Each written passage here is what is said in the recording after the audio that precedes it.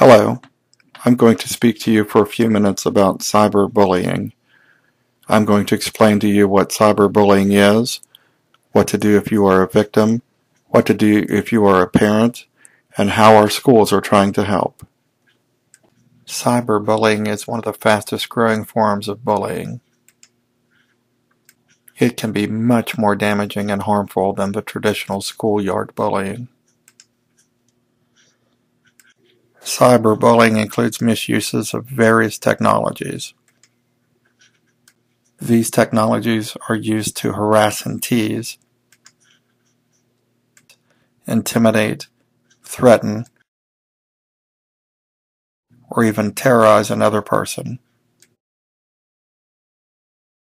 This type of bullying can be done by sending or posting inappropriate or hurtful email, instant messages, text, digital pictures or images, or even website postings. Very often, the originator of the material even disguise themselves. Very often, cyberbullied victims feel more helpless and powerless than traditionally bullied victims. This occurs often because they virtually cannot physically fight back. About 1/2 of the victims don't even know who or where the attacks are coming from. One survey of bullied kids revealed that 52% could actually identify the source, whereas 48% had no idea. Surprisingly, 36% of the victims reported that a so-called friend was actually the bully. In contrast, traditionally, schoolyard bullying would usually end about 3 p.m. After 3 p.m., the kids would be immune from the bullying because they would have been at home, safely with their parents. But now, the bullying could occur at any time, virtually around the clock, 24 hours a day. And this type of bullying can spread exponentially in just a matter of hours.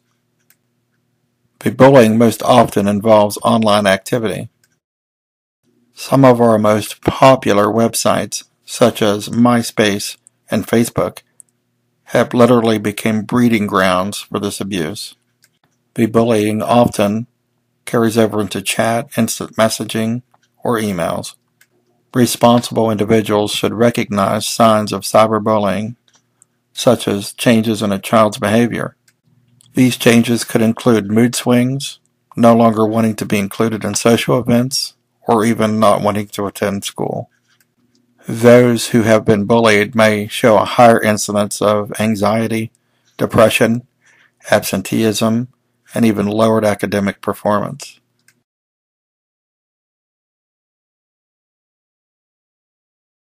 If you are a victim of cyberbullying, first try to find the source. If you know the person, politely tell them to stop this behavior immediately.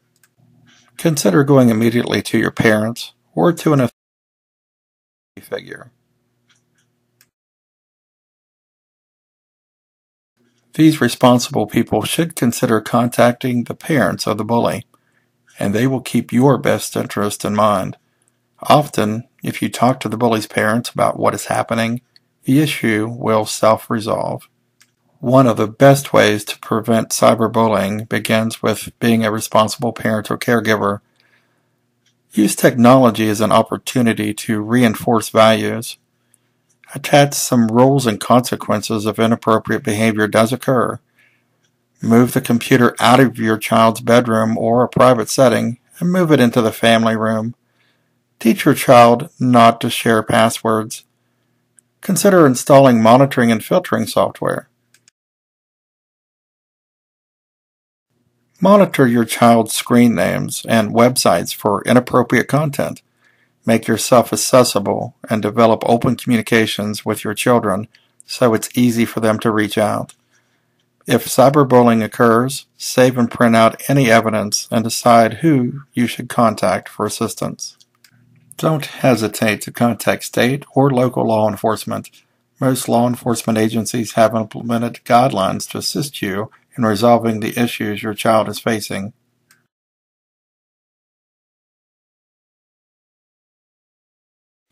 Most schools have acknowledged the problem of cyberbullying.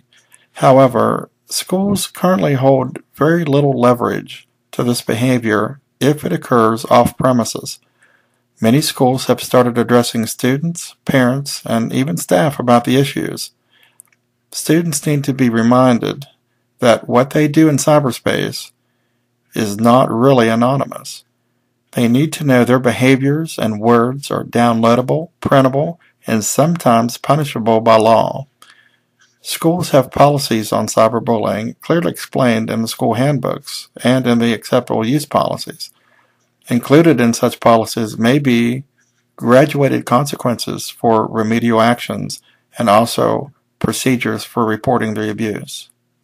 Schools should be able to enforce these policies and incorporate risk management programs. When the behavior occurs on school property or with school equipment, they will most likely be able to take action. Most schools already limit the use of personal devices, such as smartphones and personal electronic equipment. Some schools have already invested in information technology departments and retain a specialist on site. In summary, cyberbullying must be identified and investigated as early as possible. Children should report the behavior to their parents, teachers, or caregivers as soon as they recognize it. Law enforcement should be involved if the bullying continues. Together, we can stop cyberbullying.